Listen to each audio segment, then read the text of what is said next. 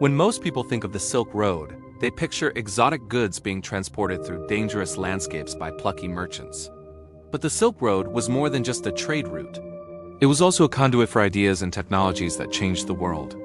One of the most important examples is paper, which spread from China to the West via the Silk Road and eventually replaced papyrus and parchment, which were both made from plants. Hi everyone! Welcome back to the History Revealed channel. Today we're going to travel back to 751 AD to learn how paper spread around the world. We'll explore the Battle of Talas and how it affected the course of history. Let's get started. In 751 AD, two great powers met in battle near the Talas River in what is today Uzbekistan. The armies faced each other across the river, with the Chinese army numbering between 25,000 and 60,000 men, and their opponents, mostly composed of Arabs and Turks, with 30,000 to 40,000 soldiers. They fought over control of Central Asia and the lucrative trade along the Silk Road. It was called the Battle of Talas, and it ended in a decisive victory for the mostly Muslim armies against the Chinese. Before the battle began, though, both sides sent envoys to negotiate a peaceful resolution to their conflict. Each side accused the other of encroaching on their territory and stealing their stuff, but neither side could agree on how to divide up the land. The Chinese ambassador was executed after he insulted the Muslim caliph, and the Muslim delegation returned home in disgust when the Chinese emperor refused to recognize the caliph's authority. Soon, the armies clashed across the Talas River. The Muslim army was led by the general Khalid ibn Barmak, who had been appointed governor of Transoxiana, a region that fell within the Chinese sphere of influence.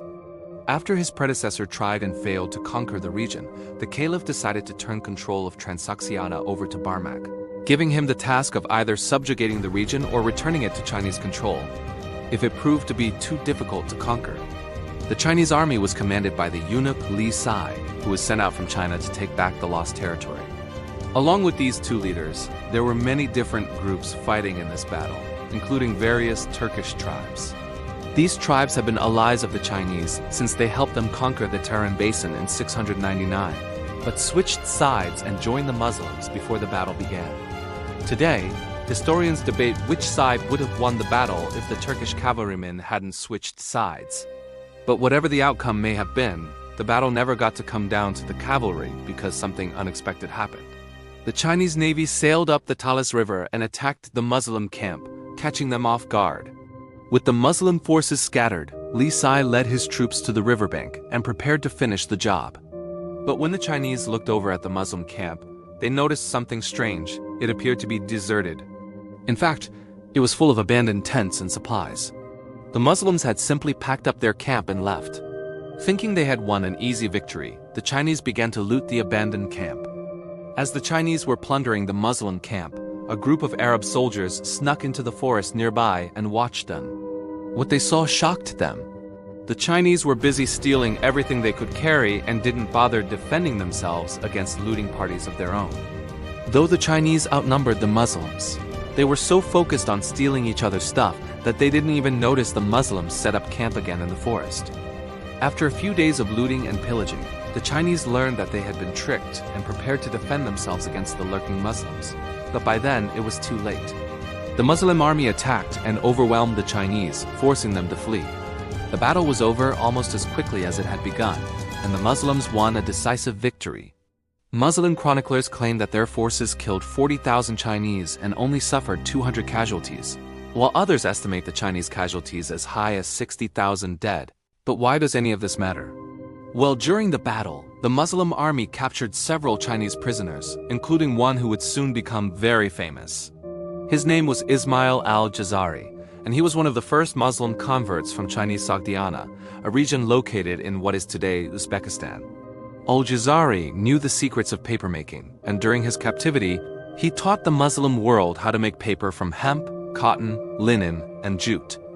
After being freed from captivity, Al-Jazari went on to write a book about military engineering and invented many devices such as catapults and gunpowder weapons. Al-Jazari even helped to build the first dam in Baghdad and served as an advisor to the Caliph Harun al-Rashid, the man credited with turning Islam from a desert religion into a world religion. There rests some debate as to whether al-Jazari was the first person to introduce paper to the Muslims. An earlier account says that a Christian merchant named Shaman brought paper to Baghdad in 753, 3 years before the Battle of Talas. But shamans supposedly made paper from animal skins instead of plant fibers like Al-Jazari did. So it's possible that paper actually reached the Muslims independently more than once. What is clear, however, is that the Muslims quickly picked up on the usefulness of paper and began making it themselves. It was easier to make paper than papyrus, which required reeds growing in shallow water, or vellum, which required animal skins. And paper was much cheaper than both papyrus and vellum, making it accessible to more people. But paper wasn't immediately adopted everywhere. In fact, the opposite happened. When paper became popular in the Muslim world, it actually became more expensive in China. You see, when paper first became popular in China, it was a government monopoly. Since the government was the only entity that could produce paper, they also set the price. But as paper grew more and more popular, the government couldn't keep up with demand. A single sheet of paper cost about 300 cash coins in 100 AD, but 900 cash coins by 200 AD, and then jumped to 2,400 cash coins per sheet by 300 AD as the price of paper increased. Private workshops began popping up that produced paper illegally. This created a black market for paper and caused its price to fall. By the time paper arrived in the West, it was already well known in India and Central Asia. Paper spread throughout Persia, Iraq and Egypt, then moved into Europe through Spain and North Africa. Within centuries, paper had replaced papyrus and parchment in the Muslim, Persian, and European worlds. The reason paper was so important is that it made literacy more accessible.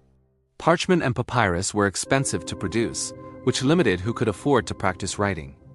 But paper could be produced quickly and cheaply, which meant more people could learn how to read and write. Unfortunately, paper production was still a closely guarded secret when Europeans took control of Spain. It was until 1148 that a Spanish rabbi named Hasdai ben Shaprut successfully smuggled papermaking tools out of Muslim Spain and into Europe. Soon, paper replaced parchment and vellum in Europe, which helped lead to the Renaissance. Paper's role in the development of human civilization can't be understated. It allowed ideas to be recorded and shared more easily, which helped accelerate technological innovation. Some scholars even believe that paper is one of the main reasons the Middle East flourished during the Islamic Golden Age, which lasted from the 8th to the 14th century. During this time, paper was used to record scientific discoveries, mathematical theorems, and philosophical musings that spread throughout the region and influenced the rest of the world. Today, paper seems ubiquitous, but it wasn't always that way. Like so many important innovations, it had a long and complicated path to the world. It makes you wonder what other innovations might have had a similar journey. What do you think? Which ancient innovation do you want to hear about next? Let me know in the comments below. If you enjoyed reliving these epic moments in History Revealed channel, don't forget to subscribe so you never miss an exciting episode. Thank you for watching. Like, share, comment, subscribe. Till next video, enjoy your time. Until next time, stay curious and keep exploring the past with History Revealed channel.